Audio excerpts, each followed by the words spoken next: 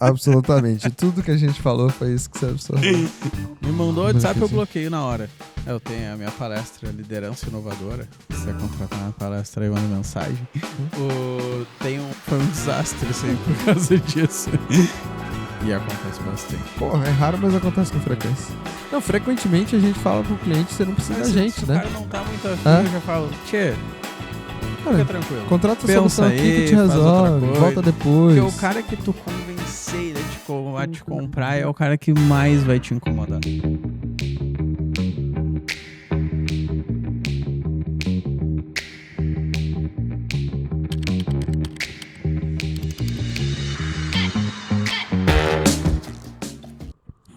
Não é de notícia. Não é. Bora para mais um Tech Solvers Podcast. Esse episódio agora a gente vai falar de vendas. Vendas. No Founders técnicos tem que saber vender. Essa é a minha afirmação. Quem não sabe, como diria um certo empreendedor aí do mundo brasileiro, não vou citar nomes. Quem não sabe vender, trabalha para quem vende. Quem não sabe vender, trabalha para quem vende. Não sei o que fazer com essas frases. Eu não sei o que significa isso, é que eu fui procurar frases de vendas. Eu fico aqui pensando, tentando interpretar, mas tudo bem. Eu não entendi. Porque se todo mundo vender, quem é que vai ser o cara que vai fazer? E quem vai comprar? Aí os caras ficam aplicando técnica de programação neurolinguística na gente. Eu me confundo. Não, eu saio da roda na hora, deixo o cara falando sozinho. Tá, mas vamos lá. Já foi o primeiro preconceito teu. Desculpa, que vendedor tem que aplicar a PNL nas pessoas, não, né? Eu tô dizendo que eles aplicam demais. Mas... Sim. Mas a gente vai falar aqui sobre um ponto muito importante, que é, na minha visão, todo fundador de empresa de serviço deveria saber vender. Tá bom. Tá? Eu sou um fundador de empresa de serviço, tá? Vamos ver onde a gente vai ficar. É muito melhor eu saber vender do que ter um vendedor. Com essa aí eu consigo concordar. Certo? Mas é porque eu fui forçado a aprender a vender. E eu acho que eu reconheço a importância dessa habilidade, não estou dizendo que eu gosto. Sim. Um ponto muito importante. Tá? Mas aí eu vou além. Eu acho que para mim, todo mundo, dado o seu respectivo contexto, deveria aprender a vender. E pode ser que vender tenha um significado diferente aqui. Eu não quero falar sobre técnicas de vendas. Eu quero falar sobre o fato de, se tu tá empreendendo, tu deveria entender os conceitos e saber que tu precisa vender a tua empresa. Perfeitamente. Que, inclusive, se você não souber, o teu vendedor, inclusive, vai te enrolar. Mas foi uma jornada e foi difícil para mim reconhecer, sendo uma pessoa técnica. Que fique claro e evidente, eu continuo preferindo ficar... Tu quer ficar nos computers? Eu e o computador. Sim. Sem ter que falar com ninguém. Continua sendo uma preferência. Mas existe uma coisa chamada vida adulta e empreender e fazer o que realmente é necessário. Cara, você olha para a empresa e fala assim, alguém precisa vender, esse alguém, dado que eu tô tocando a empresa, sou eu. Então, você senta a bunda na cadeira, você estuda e você vai aprender técnicas de vendas e tudo mais. Então, acho que do meu lado tem o fato de eu reconhecer a importância e a necessidade de se vender, sendo a pessoa que toca os negócios, e que é uma habilidade treinável. Eu sei que tem pessoas que têm uma certa facilidade, não é o meu caso. Então você pode procurar maneiras de melhorar como vendedor. E não é porque você é técnico que é uma desculpa de falar assim, não vou fazer. E eu digo isso até sendo a pessoa que normalmente prefere focar nas habilidades que você historicamente é bom para poder se alavancar, mas nesse caso especificamente acho que é focar no que a gente é bom tecnicamente para poder trazer isso para o fluxo de vendas. Então, particularmente, eu alavanco muito a minha venda e tudo que eu faço com viés bastante consultivo, bastante técnico. Então, dar fundamento técnico para as vendas. Tanto que quando a gente faz isso nas abordagens dos nossos clientes, apesar dos dois venderem, a abordagem é complementar. Acho que tem isso, assim, reconhecer que o meu pilar de vendas ele é técnico. Eu não vou ser a pessoa que vai inspirar o cliente a falar sobre o sonho motivar dele, o produto. Cliente. Não, absolutamente não. Mas eu vou te falar, cara, as preocupações técnicas são A, B e C, o que você vai conseguir de resultado. Então, assim como muitas coisas que eu faço, a minha venda é bastante analítica. Acho que e tem um espaço no fluxo de venda para poder fazer ela assim. Né? Sim. Eu comecei a querer me envolver com as vendas antes da nave, e era muito porque eu ficava irritado com o que era vendido. Tá bom. Chegava o projeto para tocar, E não, tipo, era questão de combinar melhor as coisas e entender melhor com o cliente, tipo, cara, isso aqui, por que a gente não prioriza de tal forma, por que a gente não pensa desse jeito, que eu comecei a pensar de, tipo, pô, também, se eu como quem tá tocando o projeto, não explicar melhor o que dá ou não dá para fazer, eu também não tenho como o cara adivinhar, o vendedor não vai saber explicar, e aí acaba o vendedor tentando... O vendedor precisa vender, né? Não precisa querer vender o projeto, trazer novos projetos. Se quem é técnico não ajuda esse vendedor a vender, vai sempre chegar projeto ruim. E aí eu comecei a olhar para esse lado de tipo, pô, se eu sou consultor, eu tenho que ter contato com o cliente, porque essa que é também uma seara que eu gostaria de entrar, de tipo, se eu pegar empresa de consultoria ou também produto, assim, o CTO de uma empresa de produto, ele deveria ter contato com o cliente e participar desse processo de vendas. Tem vários CTOs que fogem desse processo de vendas. Mas, na minha visão, é extremamente importante, tipo, tu entender que vender não é negociar o preço, tá ligado? Isso aí. Vender é todo o processo de tu entregar a tua solução de um jeito melhor e fazer... Para mim, tipo, como pessoa técnica, faz muito mais sentido eu me envolver no processo de venda, porque eu vou fazer o cara comprar o que eu quero que ele compre e não o que ele acha que precisa, tá ligado? Se você chegar a conclusões de que são coisas diferentes, isso retroalimenta o teu processo de construção de solução, de serviço, seja lá o que for. Então, acho que sim, é muito importante. E eu concordo muito com o teu ponto, e aí eu vou trazer para o contexto de empresa de serviço. Eu vivi essa dor na ponta, assim, eu já contratei empresas de software várias vezes. E o grande desafio, a grande crítica que eu sempre tinha é a pessoa que vende tem nenhum compromisso com a entrega. Cara, isso eu acho absolutamente absurdo e eu questiono muito a indústria de serviços, os serviços técnicos por fazer isso. Eu entendo a especialização do vendedor, eu entendo colocar um gerente de contas, eu não sei o quê. Mas essa pessoa não tem absolutamente nenhum compromisso com a entrega. É muito problemático. E eu acho que por isso, do ponto de vista de abordagem, a gente insiste em se envolver e liderar o fluxo de venda, porque tem essa premissa muito forte que a gente tem, né? Quem vende, toca o projeto, ou está envolvido e tem realmente um compromisso com levar o cliente até o final da jornada. Eu sei que existem abordagens diferentes, eu sei que tem um pessoal que faz o pre-sale engineer, o post-sale engineer, e tem só o gerente de contas e não sei o quê. O meu ponto é, independente de qual que é o seu modelo, tem que ter responsabilidade / accountability pelo processo, desde o momento que o cliente entrou na interação com o teu time comercial, que você prometeu mundos e fundos com ele, até levar lá na frente a capacidade do teu time de entregar aquilo que foi prometido. Assim. Eu sempre fui muito crítico desse descolamento de realidade que tinha. Uhum. Cara, várias vezes eu cheguei com o fornecedor, eu cheguei para falar com o líder técnico do projeto ou o gerente de projetos, e a pessoa não tinha ideia do escopo que foi no contrato. Sim. Assim, não tinha nem uma passagem de bastão. E aí, depois, quando chegava no cara, ele falava assim, tá, mas isso aqui não dá pra fazer. Eu falei, te vira, teu comercial que vendeu, então vai lá e se resolve lá, depois volta pra falar comigo. Que é um sintoma desse tipo de venda que é completamente descolada, né? Operação e comercial descolados. E em produto, tipo, como que tu vê o envolvimento da galera de produto com em produto, comercial? O vendedor arrebenta o time de produto. Né? Esse é o mais normal, porque o vendedor vende até a mãe. Se precisar falar que tem a funcionalidade, ele vai falar. Eu só acho importante, e tá tudo bem e tal, tipo, o vendedor esticar um pouco a corda e falar que, cara, no futuro a gente vai ter isso, aquilo outro, e ele participar da construção do roadmap. Só que essa comunicação tem que ser um pouco mais fluida.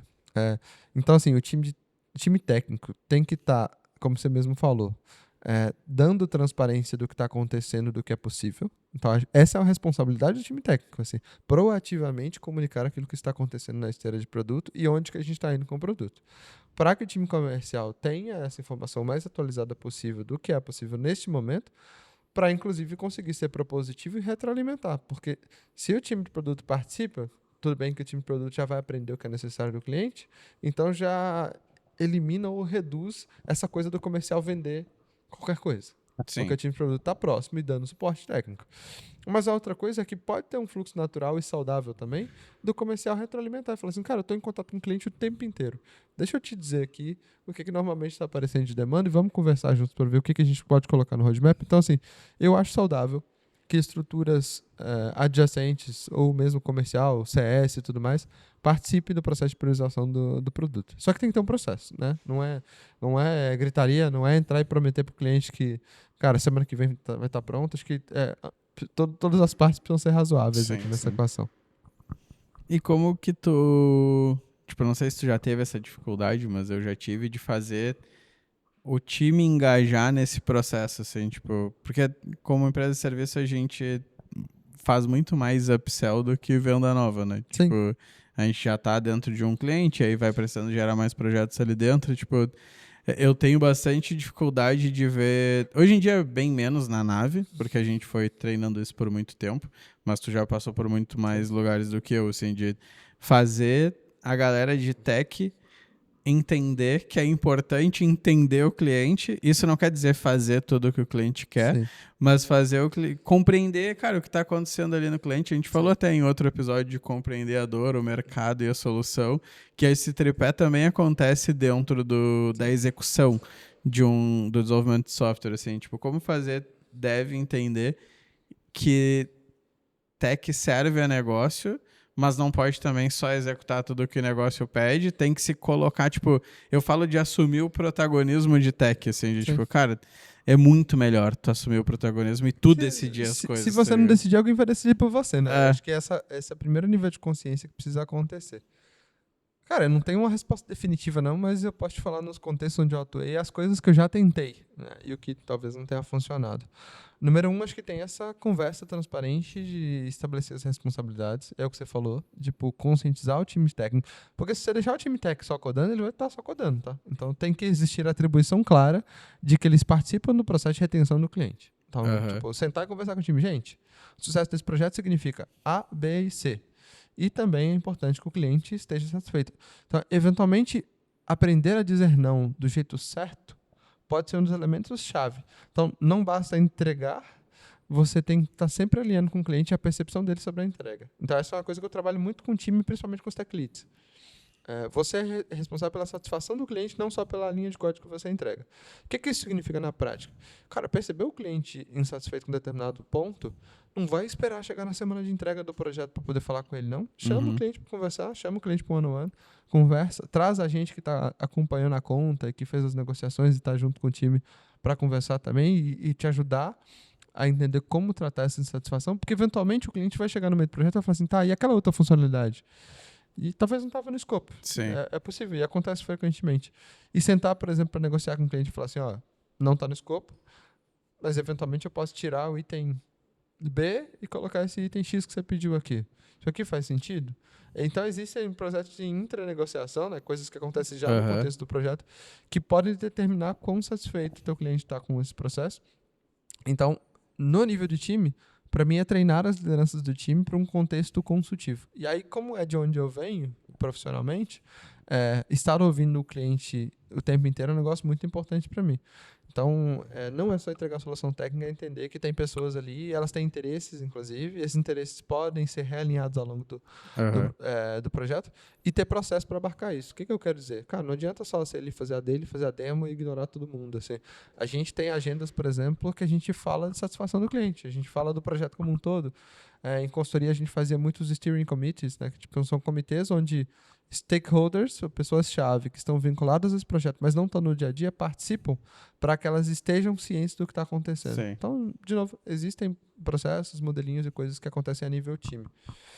E aí, indo um pouco além, assim, pensando extra-time, extra-projeto, né, eu cheguei no nível até de, alguns casos, a gente treinar todo mundo para entender como é que o fluxo de venda acontecia, para que, quando ele chegasse na execução do projeto, ele não fosse reativo a pedidos do cliente, por exemplo. Sim. E aprender a identificar a oportunidade e não vender, mas levantar a mão e falar, vendedor, eu vi que o time está precisando... Hoje a gente já consegue fazer isso na nave de um jeito muito mais interessante.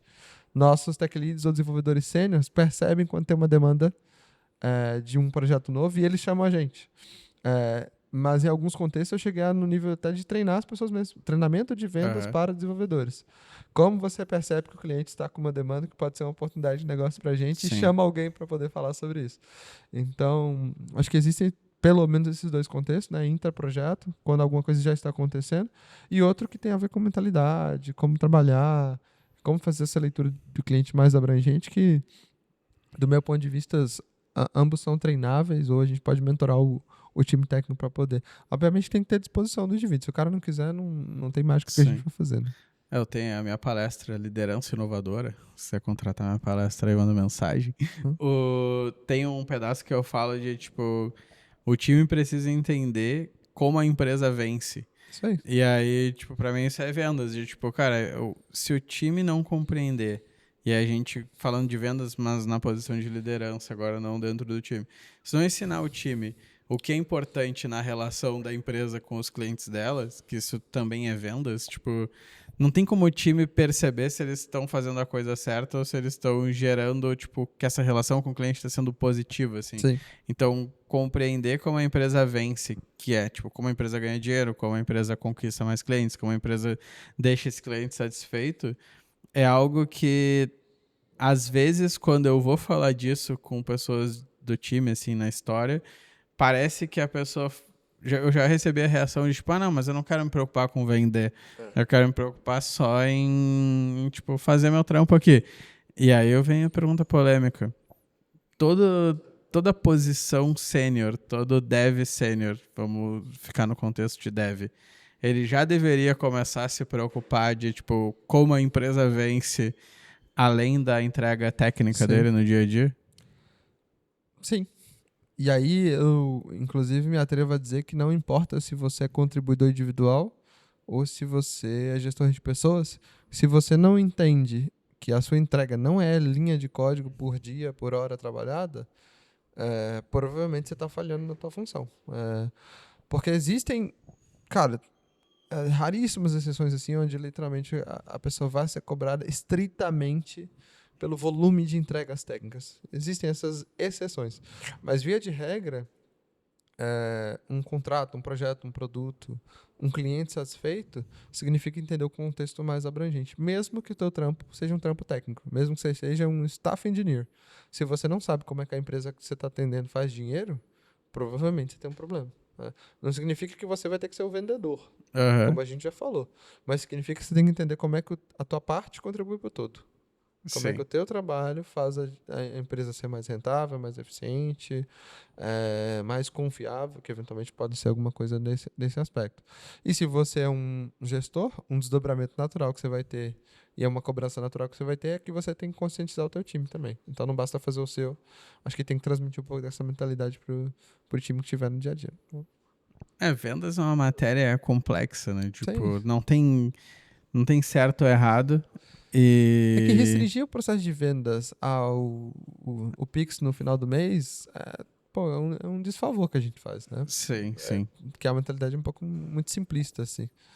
E acho que esse é o maior problema que eu já tive com o vendedor, assim, não sei se teve grandes problemas, mas eu já tive na nave de contratar a pessoa errada, tipo, não que o vendedor fosse ruim, mas contratar alguém que veio de uma experiência de venda mais transacional e não tão consultiva. E aí jogar a pessoa, dar uma meta pra ela. A pessoa vai vender qualquer coisa. E ela vai tentar vender qualquer coisa. Ou então achar que, tipo, pra mim, a maior cagada e que as pessoas falam disso ainda hoje com muita verdade, e eu acho um absurdo, é que, tipo, vendedor bom vende qualquer coisa. Aí tu pega um cara que vendia, sei lá, carro e traz ele pro teu contexto de software house. Tipo, porque ele é um bom vendedor. Tá, beleza, ele é uma pessoa boa que sabe conversar e vai saber convencer alguém, mas a gente não vende isso. Tipo, e a maioria das empresas não é simplesmente vender. Não é, tipo, simplesmente transacional. Mesmo que seja transacional, hoje em dia, da forma que o mercado funciona, tá muito mais relacionado a, tipo, a força da tua marca, ao teu posicionamento, mesmo que seja um produto físico, tipo, tem uma história por trás, um entendimento de, tipo, como isso funciona, que não é simplesmente vender. E aí, toda vez que eu tentei montar área comercial, foi um desastre, assim, por causa disso. Não, mas eu entendo. Porque tratar a venda de produto é diferente, vender monoproduto é diferente, vender serviço é diferente, venda consultiva é diferente, corretagem é diferente. cara, pelo menos isso, existem diferenciais. Tem fundamentos de venda que podem se aplicar e tudo mais, mas a experiência específica com aquele contexto vai te ajudar a ser um melhor vendedor e ter uma relação melhor com as outras áreas que deveriam estar ajudando nesse fluxo de vendas, né? Sim. Acho que o grande recado que tem que ficar é que isolar esses contextos pode parecer uma boa ideia do ponto de vista de cada um fazer aquilo que é bom e não sei o quê, mas no longo prazo não tende a ser algo sustentável. Porque o vendedor vai vender qualquer coisa ou vai vender estritamente para bater meta. Isso vai gerar uma fricção muito natural das pessoas que estão nas outras áreas, que estão recebendo essas vendas e passando pelo efeito que é gerado por essa venda de qualquer coisa. Sim. E aí não para de pé, porque isso significa muito provavelmente cliente insatisfeito, né? Que o que foi prometido é diferente do que está sendo entregue, além das fricções internas entre os times. Assim. E qual foi a tua pior experiência com o vendedor? Não precisa ser um vendedor teu, pode ser alguém que te abordou. Cara, eu tive essa experiência que eu falei do time de pré-venda prometer mundos e fundos num projeto de migração que eu fui tocar. Assim, eu tô falando de alguns milhões investidos assim, na janela de 2 meses. E o vendedor prometeu um negócio que não era tecnicamente, tipo assim, era inexistente. Inexistente, tipo assim, não existia, o produto não tinha essa funcionalidade. Era a implementação de um grande produto de mercado. Muito fácil saber o que é. É só abrir meu LinkedIn e ver as coisas que eu fiz, assim. Mas, assim, era um produto grande de mercado e o vendedor vendeu a funcionalidade simplesmente não tinha. Não tinha. Tipo, vai lá, resolve isso aqui, o time vai conseguir implementar. Aí eu cheguei a conversar com o Tech Lead e ele falou, não, cara, isso aqui nem... não tem nem previsão de sair. Não é nem, tipo, não, tá na esteira, tá no roadmap. Não, isso aqui não tem previsão de existir. Aí eu falei assim, tá, mas te vira então. Vocês vão ter que resolver. Aí chegou no ponto da gente chamar o diretor dessa empresa, chamar o vendedor que fez a venda e chamar o tech lead e eu ter que fazer o papel de assim, você falou isso, diretor, resolva qual que é a resposta que vocês querem me dar. Eu vou sair da sala aqui, tá? E espero, tipo, me chamem na hora que vocês tiverem a conclusão. Chegou nesse nível.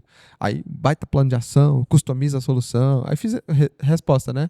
Constrói software customizado. Que é uma merda. Aí você contrata um SaaS e já termina com a versão do negócio que só você vai ter que manter depois. Mas foi a resposta. Sim. Doideira. E acontece bastante. Pô, é raro, mas acontece com frequência. Sim. Tá, e hoje tu te considera um vendedor? Não sei se feliz ou infelizmente, mas sim. Sim, como eu disse... eu sentei para estudar, aprendi muito com você e os processos da nave, então, de novo, eu não vendo qualquer coisa. Eu vendo um trabalho técnico que eu sei como entregar. Acho que essa é uma premissa muito forte que eu tenho por causa dessa questão de accountability, responsabilidade. Então, eu faço várias das nossas propostas, tipo a versão técnica dela que vai para o cliente, a arquitetura, o desenho, o tempo de implementação e tudo mais. Normalmente, eu vou me envolver de alguma maneira, principalmente se for algo que eu sei que é da minha expertise técnica, né? Dados, cloud, inteligência artificial e tudo mais. Então, sim, é uma venda super consultiva, é uma venda de muita escuta e é uma venda também muito propositiva, porque quando a gente vai para o desenho de solução técnica, quando chega nesse ponto, eu trago muito do conteúdo, do conceito, e eu sei que os nossos clientes esperam que a gente tenha esse posicionamento. A gente já ouviu isso algumas vezes. Eu trabalho com vocês porque eu sei que vocês estão atentos ao que está acontecendo no mercado. Antenados é a palavra. Foi a palavra, né, que foi usada. Tanto do ponto de vista de produto, que a gente traz muita opinião sobre a maneira como lidar com o produto, quanto do ponto de vista técnico de trazer soluções que estão alinhadas com, vanguarda, com coisas novas, com coisas bastante relevantes do mercado de tecnologia. Então, acho que foi uma consideração que a gente ouviu dos clientes e que eu acho que é a partir dessa reflexão, né, de nós, que somos pessoas técnicas, estamos fazendo a venda. Sim. Eu me considero um vendedor. Assim, você é muito vendedor. Isso. Sempre fui. Talvez. Desde a adolescência. Vendendo não sei o que, mas sempre vendeu. Eu sempre vendi alguma coisa. Isso aí. É bom vender, né, cara? Tem toda... Tipo... Eu repito que eu prefiro os computers, mas tudo bem. Eu gosto do...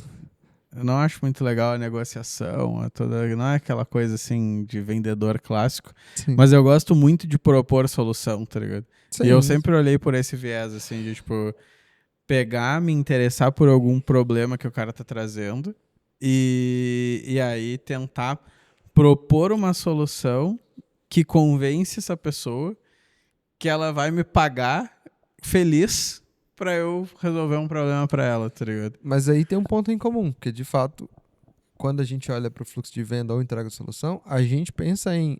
A gente gosta pra caramba de resolver problema. Sim. Isso a gente gosta muito.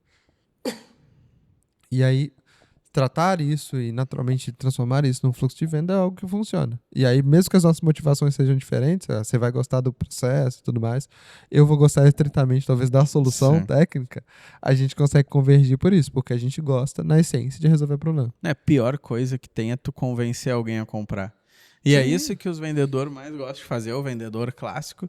Mas no momento, cara, tu quer te fuder num projeto, é tu forçar o cara a comprar. Não, frequentemente a gente fala pro cliente, você não precisa da gente, se né? Se o cara não tá muito afim, eu já falo, tchê, fica tranquilo. Contrata a solução aqui que te resolve, volta depois. Porque o cara que tu convencer ele a te comprar é o cara que mais vai te incomodar. Sim.